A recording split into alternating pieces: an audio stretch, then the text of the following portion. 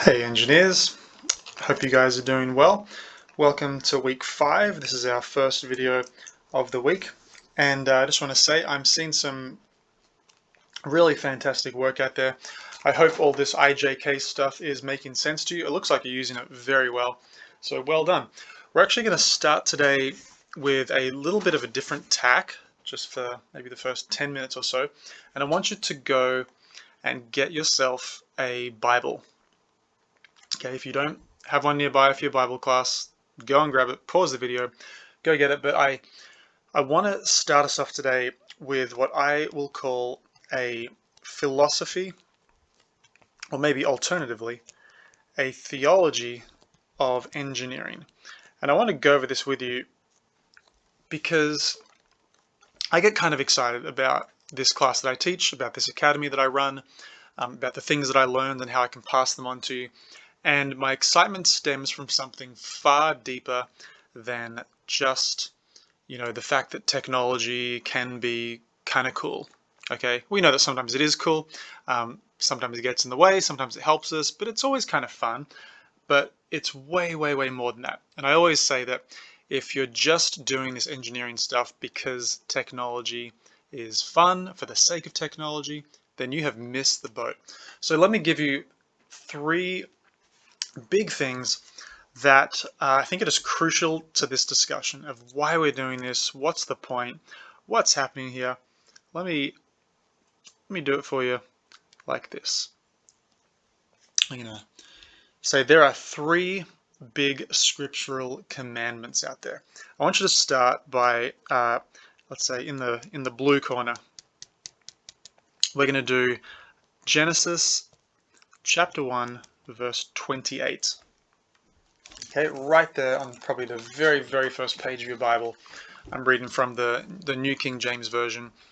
And God creates man in his own image, male and female, and then he blesses them and he says to them, here we go, verse 28, be fruitful and multiply. Fill the earth and subdue it.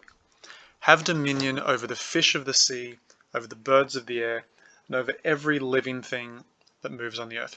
This is something that is often called the creation mandate, or sometimes called the cultural mandate. This is not a suggestion. This is actually a command from God to go out there, take over, fill the earth, rule over it, have dominion. This is not in like an oppressive sort of way, but in a stewardship kind of way. Okay? Be fruitful, be multiply, fill the earth and subdue it.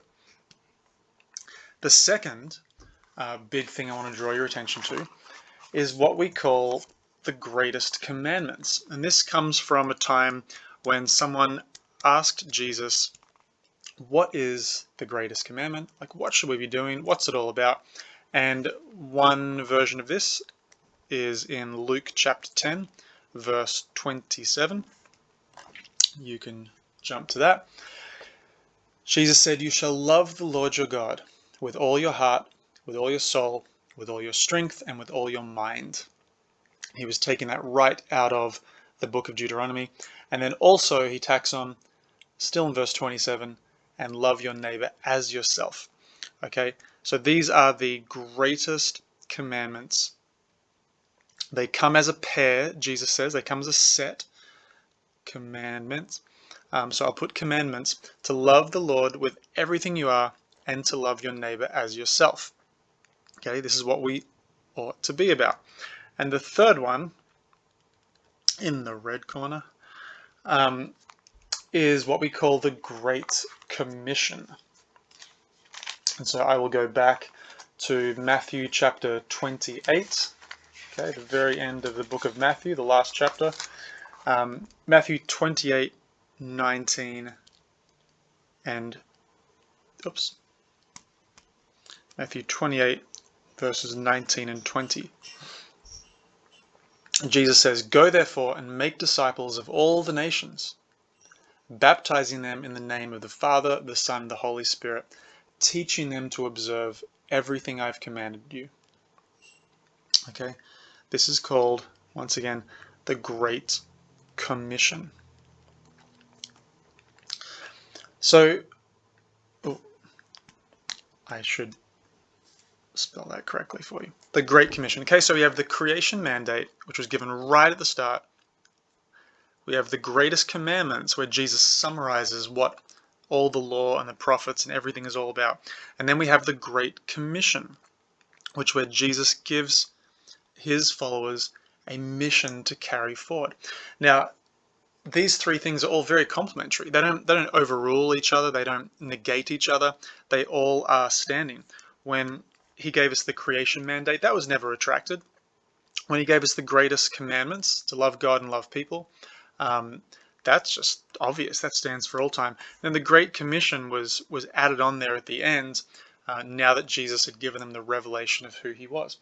So I'm going to say that everything you should be doing, whoever you are, anyone listening to this, you should be in some way serving these goals, these three big ones. If you're not, then you really need to question your motives. You need to question your purpose. Okay, what are you all about? Why do you get up in the morning? What's the big picture? If you're not fulfilling those three basic things, the three big ones, well, it's time to ask some serious questions. And the cool thing is that as engineers, you are someone who is particularly gifted and experienced with math, science, and technology. Okay? This is why we're doing a philosophy or a theology of engineering today. With the math, science, and technology and all that extra understanding you have, you can actually fulfill these things very, very well. These three things. Okay? Let me go through them one by one here. First of all, engineers make culture in a very significant way. Sometimes in positive ways, sometimes in negative ways. But I want you to think of a whole bunch of different things. You've got a Google search engine. That's like software engineering. Man, that is making culture in a huge way. You think of the freeways that your cars drive on. I don't know if you realize, but freeways make culture. Freeways split cities into east and west and north and south. Freeways connect people together. That is culture. Think of the architecture of like old European cities. This is supposed to be the Eiffel Tower, just to help you out in case you can't tell.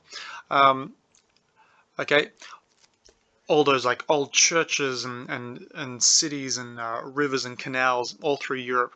That's engineering, that's architecture, that's culture.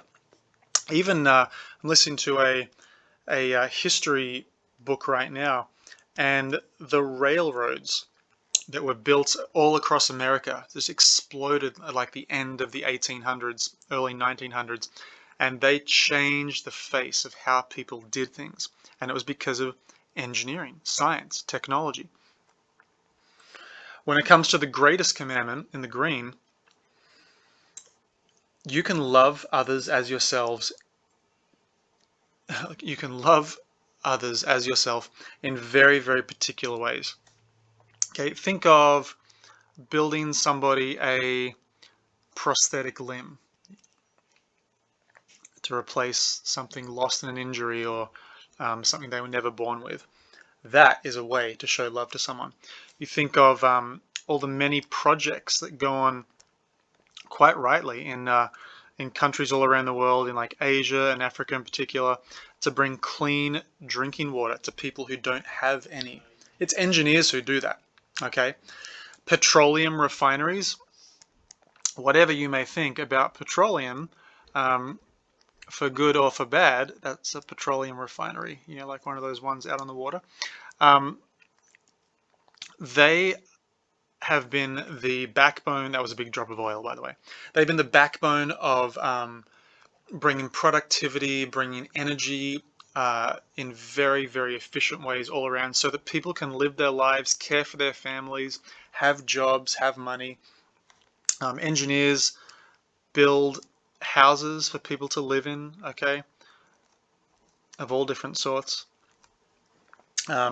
Engineers even, this might sound like a weird one, but engineers even create weaponry, okay? Weaponry that can be used to protect people and to keep the peace, okay? Weapons can be used to keep peace. Someone with math, science, and technology understanding has to do those things. Now, when it comes to the greatest commission, like literally spreading the gospel, man, I worked for a company called Missionary Aviation Fellowship. Their mission was to fly aircraft around areas of the world that are hard to connect together because of bad infrastructure.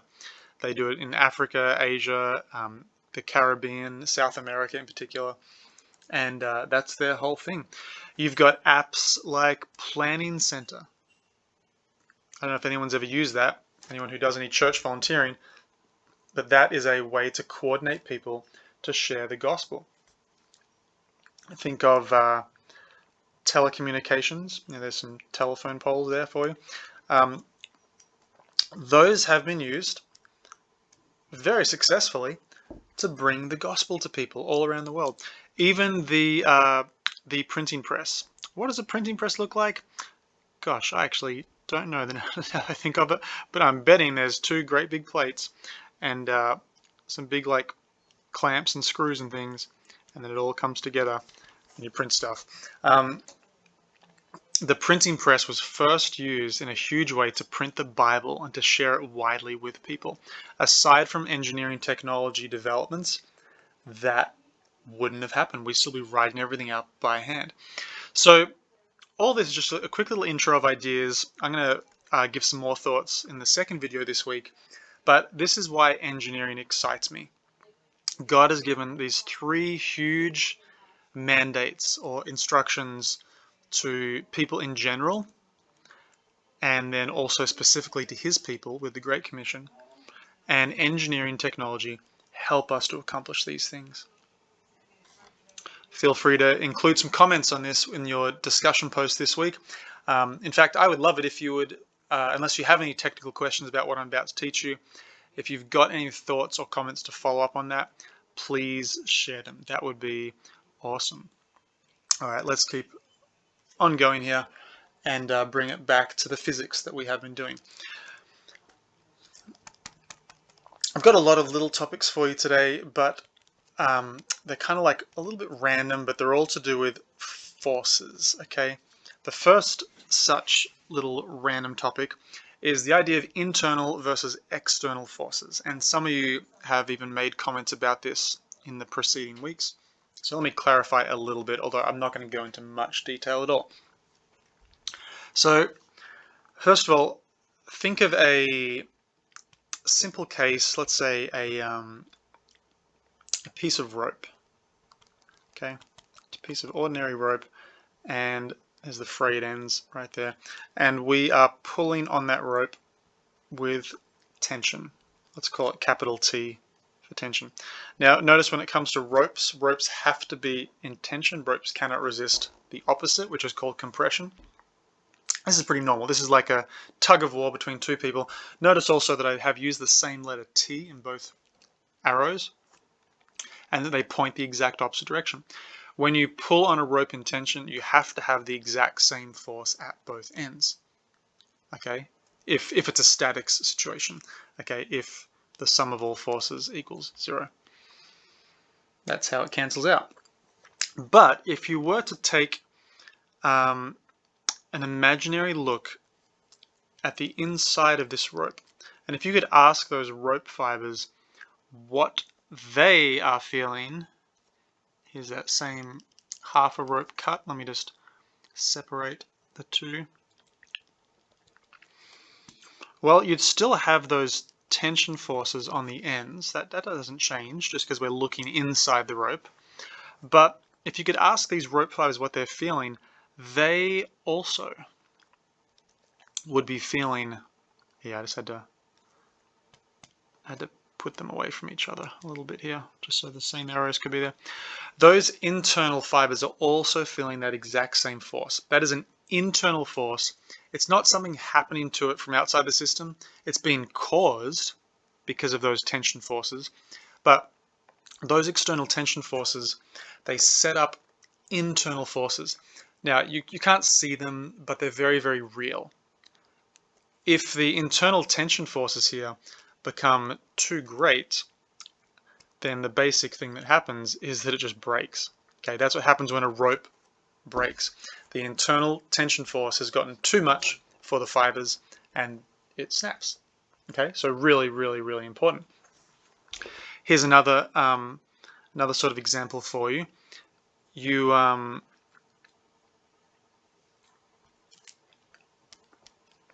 you might have a piece of wood. That's the end grain. Here we go, piece of wood. And you can grab the ends of your bit of wood. Actually, let's make it a little bit longer.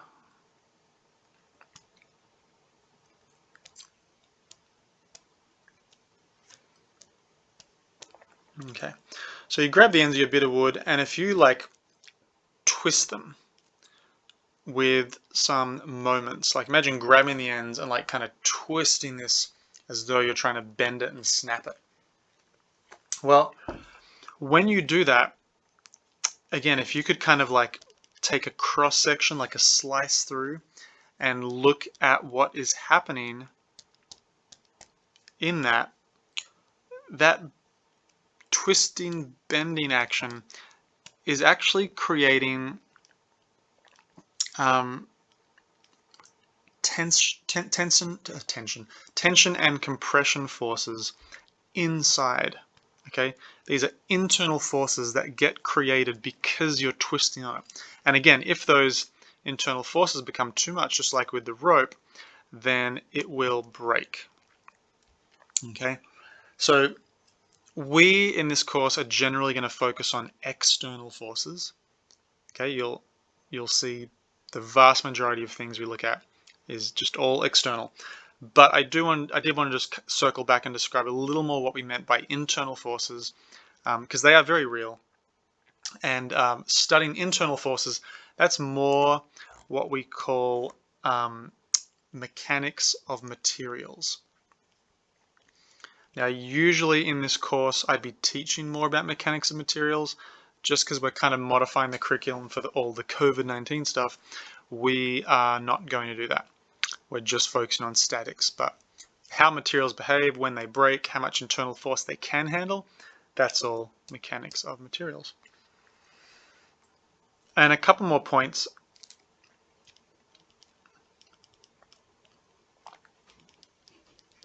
When you have internal forces, they cannot cause the body to accelerate in any particular direction. Okay, these two forces labeled T and C on the screen right here, right now, the internal force in the wood, those aren't going to make that piece of wood start sliding around the room. Okay, internal forces always are balanced in some way. You can only propel something across the room from external forces. Okay, I can grab the end of the wood and apply a force and flip it across the room or throw it, but the internal forces that are developed in the desk that you might be sitting at, or in the knee joint of your leg when you stand up, those internal forces won't propel you across the room, thankfully. So important to notice. And I'll also say that whether a force is internal or external matters a great deal. Like it depends on how you have, actually let me use a better word here. Instead of choose the system, I'm going to say you really have to define the system. The way that you define the system determines whether a force is internal or external. Let me show you a little bit of what I mean here. You might have a machine, like a very simple lever type machine, and maybe it's like a little hinged thing with another little hinged part happening here, and maybe, I don't know, maybe there's like a spring attached to it, who knows. Now, if I define my system, if I say the system I'm considering is the whole machine, then the interaction that's happening between these two parts, that is an internal reaction. It's happening within the system that I've described, and therefore it's not going to cause the whole machine to slide around across the room. I could push on the end of that thing with a force. That would be an external force. That could make the machine slide across the room. But the things that are, like the interactions happening between the springs and the joints and things of the machine, those are internal, and so that's you to handle in a particular way. But if instead I said that I'm going to define my system, oops, didn't want that, just as this part, you know, this the one I'm referring to, in case it's not totally clear, is this one here. Okay, if I just made that part and I said that this is the system, we're just considering this thing for a second, then suddenly those internal forces happening from like that spring that was pulling and the other part that was pushing on it, those used to be referred to as internal in the first analysis. But if you choose to define the system in a different way, now those same exact forces are referred to as external forces. They're external to this new zoomed in system. And so these could cause this part to accelerate or rotate or all sorts of things.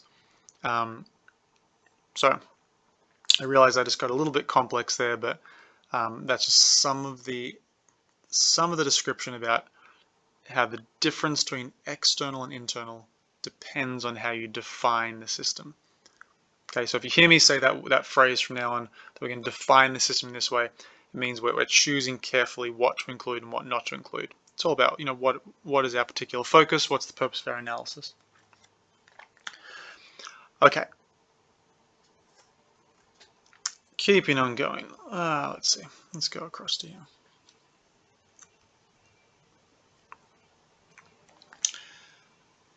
I now want to look at another little mini force topic. This is called external contact forces. Okay, external contact forces. And I want to cast your mind back to a particular problem that was in one of your assignments, where I said you have a chair and your chair has a mass of 15 pounds. Sorry, not a mass. I said it had a weight force, I'm sorry, of 15 pounds. And then I said, you know, draw the vector. And that's all I wanted you to do, was just draw that vector. There were a couple of you who did the correct thing. Okay, you drew that 15-pound weight vector. But there were a couple of you who went an extra step, and you felt like, oh man, there's something missing here, and you actually drew in another 15-pound vector pointing straight back up. Okay, there are at least two of you who did this. And I wrote some comments on your picture, so make sure you're always reading those comments. I'm taking the time to do them. And on those comments I said, yeah, you know what, good catch, we haven't gotten there yet, but here's what we're talking about. So if we didn't have, let's say we didn't have that, we just had the 15 pounds of weight. Okay, according to Newton's second law, which I know all of you have done in middle school, maybe even in elementary, it's the fact that accelerations are described by the force divided by the mass. This is also often written as F equals ma. That's the same exact thing, just rearranged. Personally, I kind of like the first version.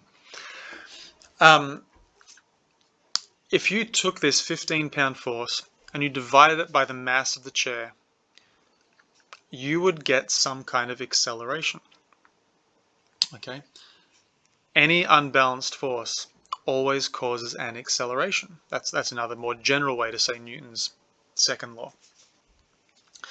So if you just have an object 15 pounds down, that thing should be accelerating down as well. But it's a chair. It's not, unless it's falling out of a window. So those of you who felt like there was something missing, you were probably assuming that this chair was not falling out of a window. And so there's something else to consider. What we're really saying is, why is the chair not accelerating? Well, it's because we're in statics and the sum of all forces should be equal to 0. So where's the missing force? How can we balance this thing out? And so it's pretty obvious what's happening. The chair is being resisted by an external contact force. And the contact the chair is making, like most things, is with the floor, with the ground. I'm kind of regretting using the number 15 right now because this chair has 4 legs. And we'd probably assume that the 4 legs are each experiencing probably the same amount of force. 7.5 divided by 2 is 3.75. So sorry to get into the details, into the weeds here, but there is going to be a 3.75 pound force. I'm sorry, I just don't want to have to do that. That's going to make it overly complex. You know what's going to happen right here? The 15-pound force suddenly became a 16-pound force. So there's going to be 4 pounds of resisting force back up on each of those 4 legs. Okay? Just the ground itself has enough strength and support that it is going to push straight back up. And so if we actually truly take the sum of all forces, then we're going to say we have positive 16.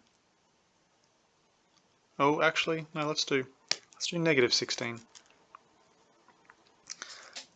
Yeah, let me give a little sketch there. I think I did this in the first or second week. That just tells us that we're going to say up is positive for a simple one-dimensional problem. Negative 16 plus 4 plus 4 plus 4 plus 4. All of that equals 0. Okay, the ground in this case is capable of pushing back with 4 pounds on each leg. Therefore, that is what it does. And the chair does not accelerate down through the floor. Okay.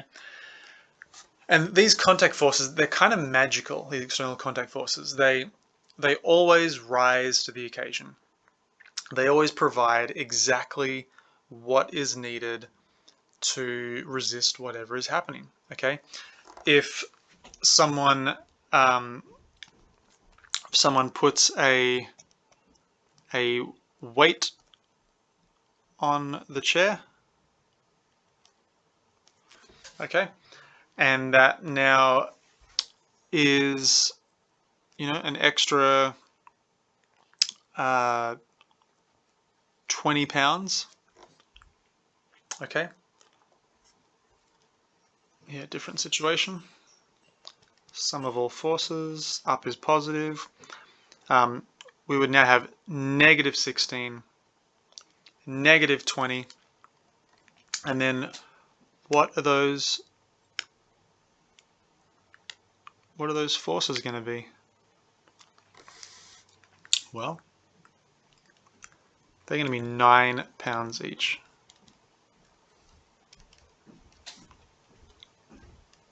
Okay.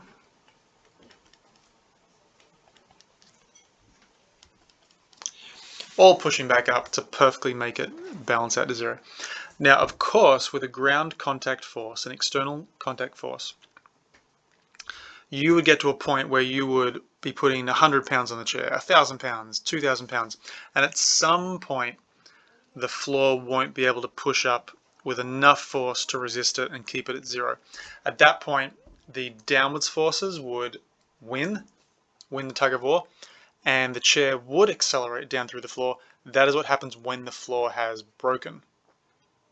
Okay, but generally in statics, we're going to be pretty happily assuming that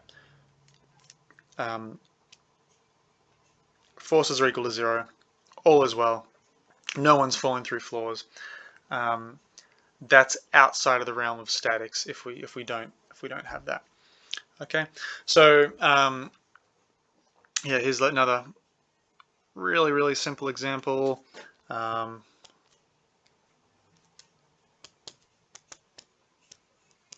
Person on bicycle, or how about it's a special bicycle, it just goes by itself. Okay, but this bicycle has a total weight, let's say a total weight of 100 newtons.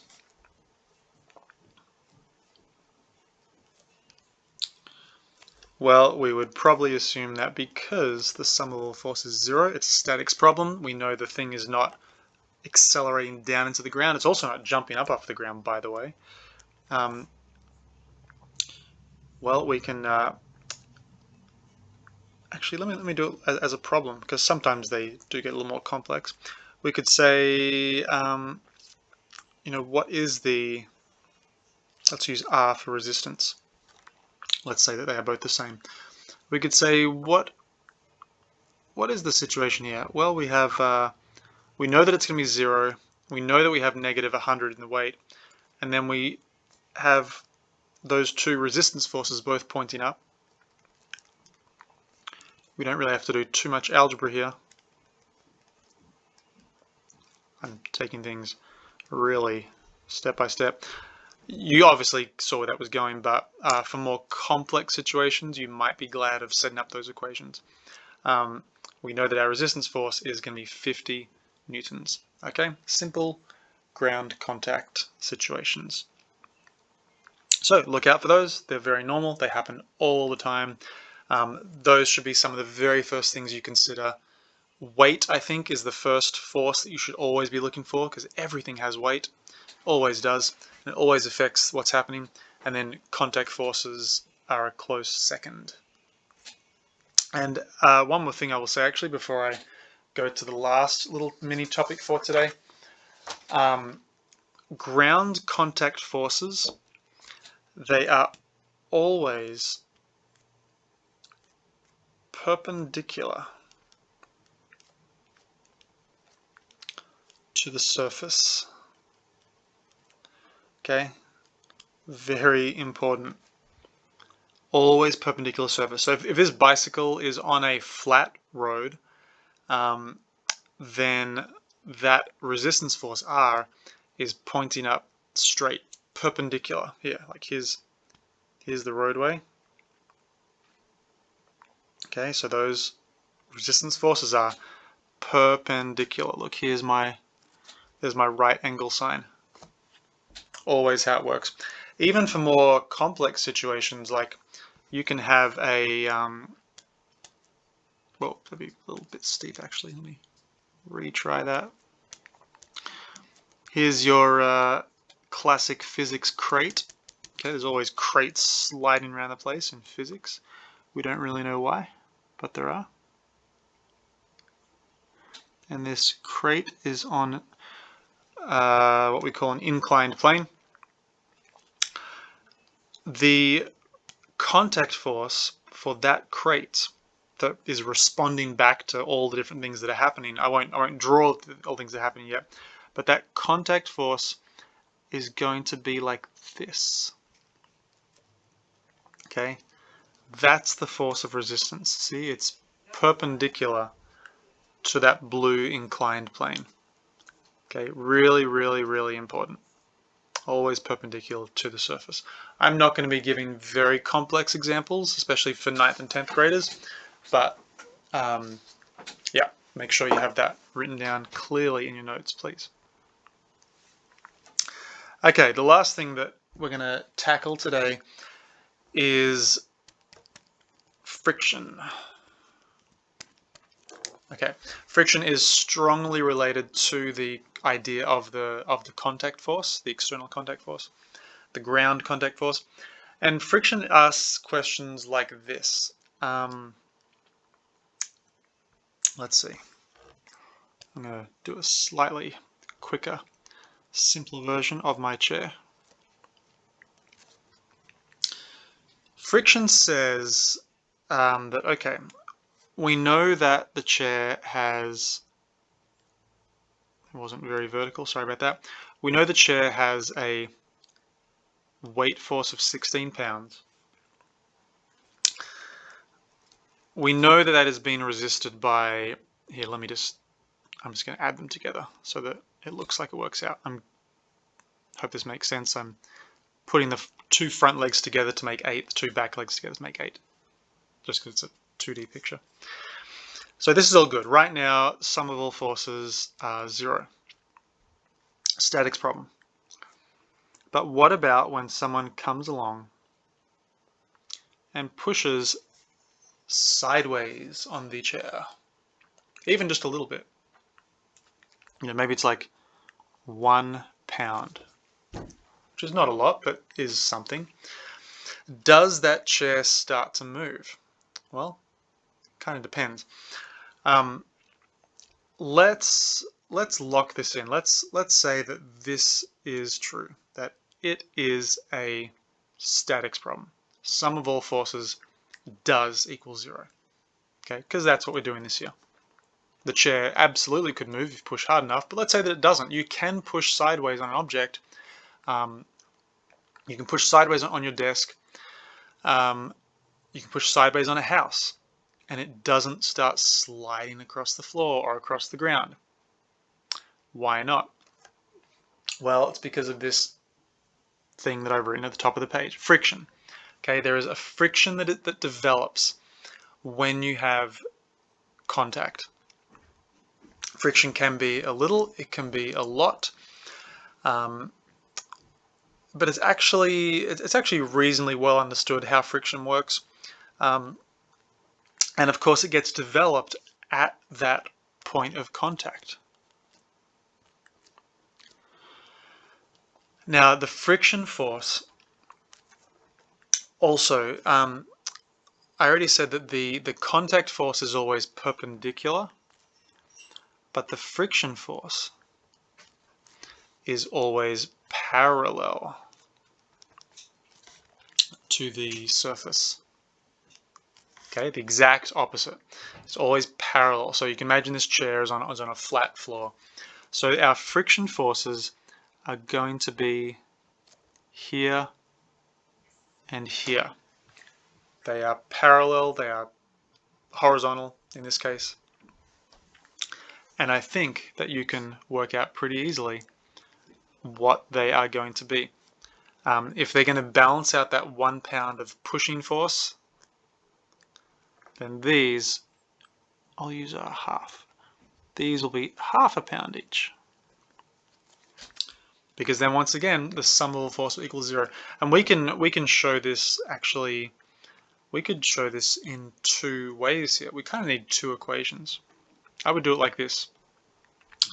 I would say the sum of all forces in the, let's say, y direction or vertical direction, with up being positive. I've got negative 16, I've got 8, I've got 8. It all balances. See what I did here? In the box, I've just put sigma f, like just in general, the idea of statics. This is the grand idea of statics, that the sum of all forces, everywhere, all of them, is exactly 0, which the more you think about it, the weirder that is. That seems like a huge, crazy coincidence, but it's true. Now I'm going a little more precise. I'm now saying, hey, let's just consider just the vertical stuff. Forget things that are horizontal. Vertically speaking, with up being positive, I've got negative 16 plus 8 plus 8. Yes, it'll equal 0. But at the same time, like in coordination with that, I can also think about horizontal forces. And I can say, let's call that direction, it's kind of our standard, like, you know, this is our standard XY axes, right?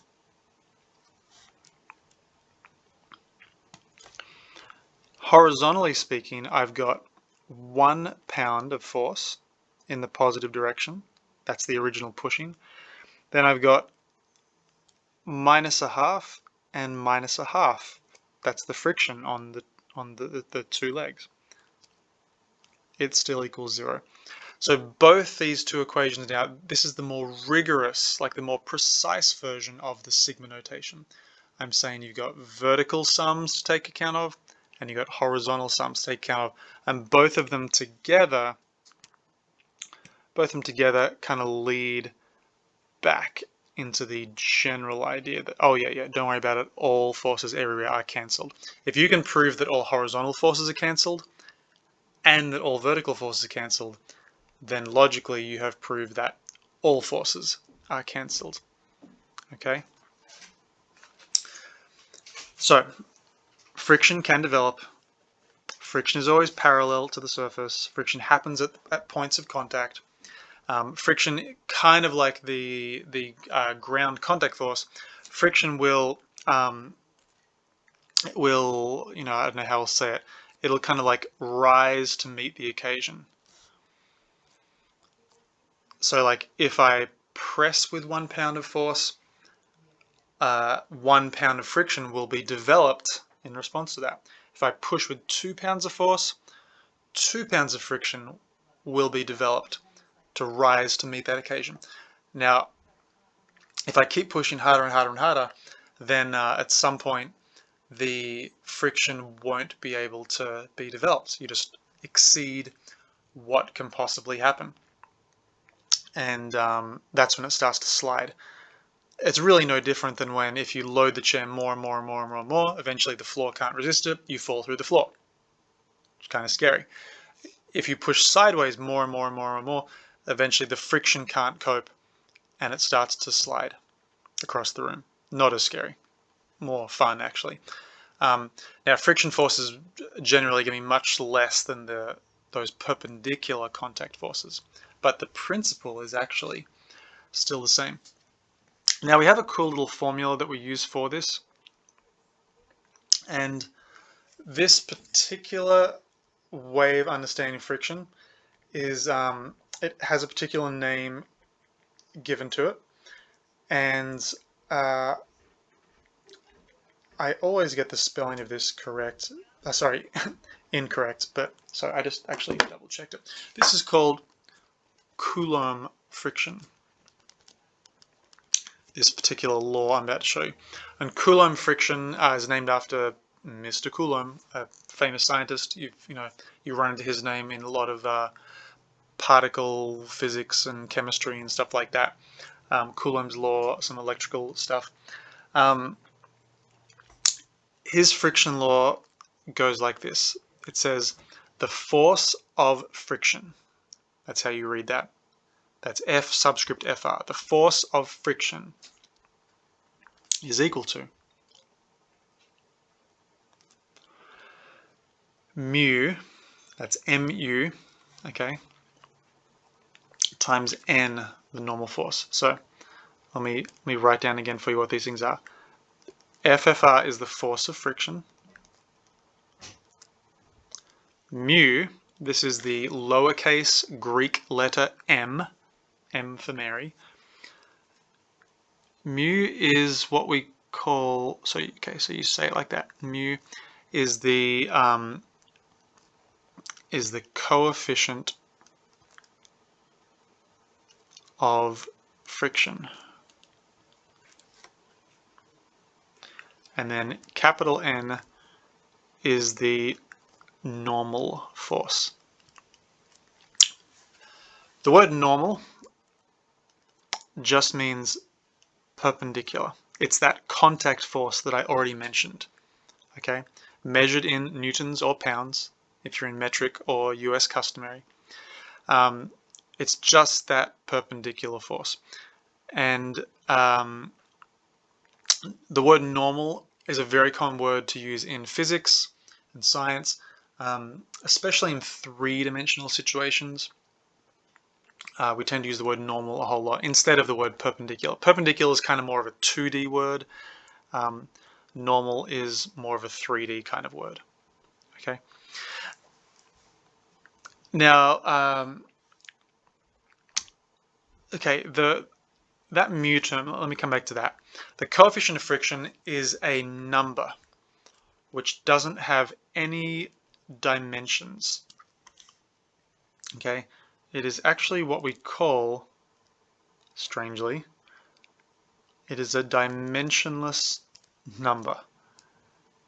It's a little bit like getting a percentage on a test when you get told that you got 75%. Hopefully you don't, but when you do, 75%.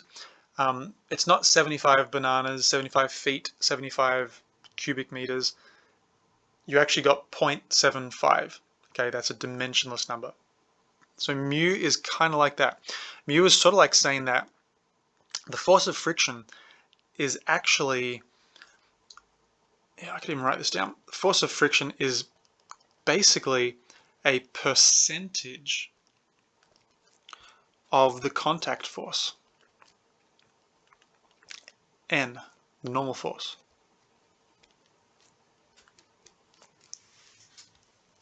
I'll usually call it the normal force, by the way, to link in with that N. So the way it works is you have an object. You know, here's that crate again. Oh, look at that. Here's our crate, and we have some ground, just like that.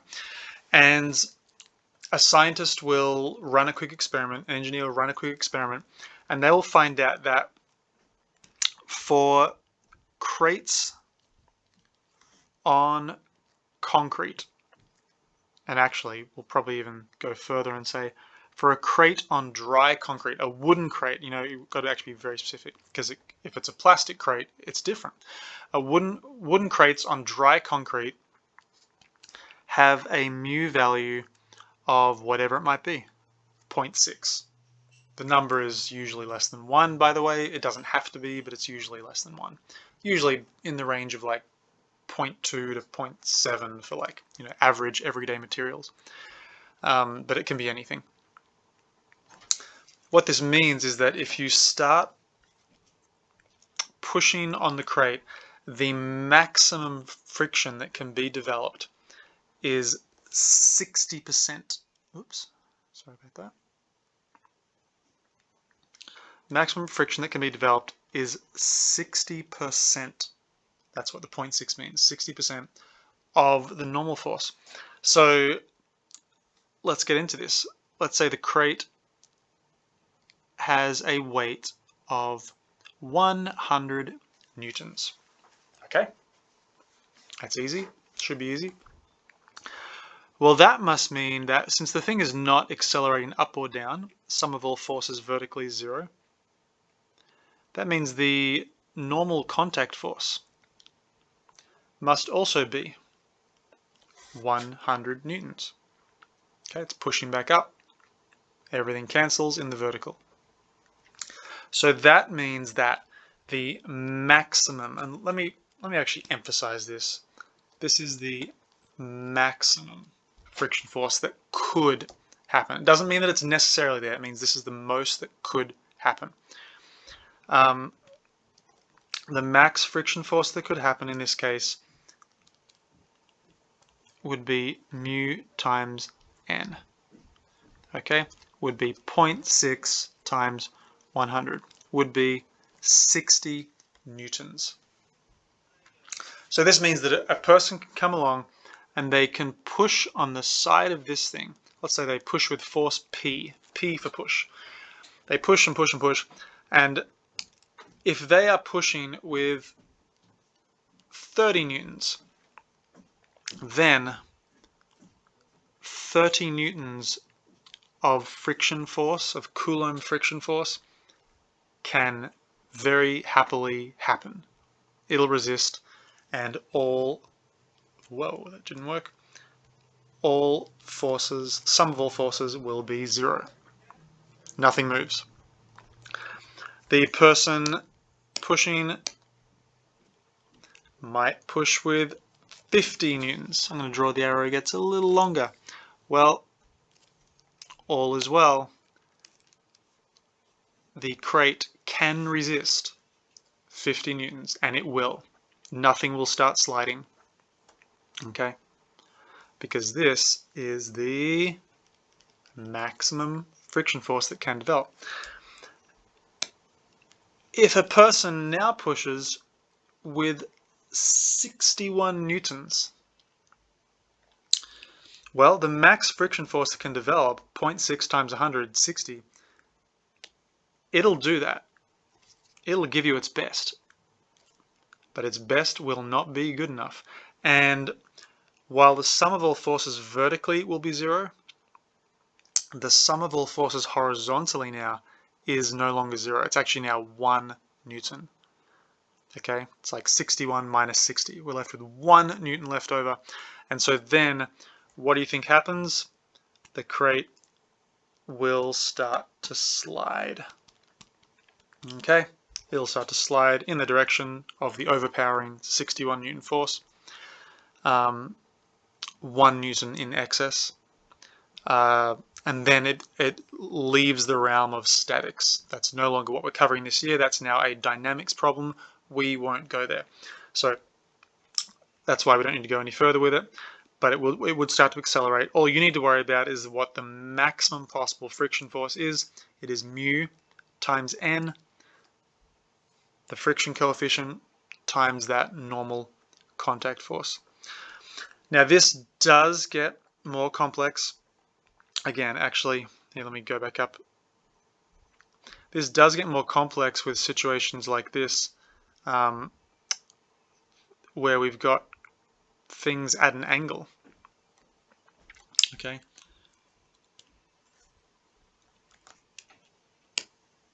What do we have here? Just to go through the full problem here, you could have a weight of 100 newtons,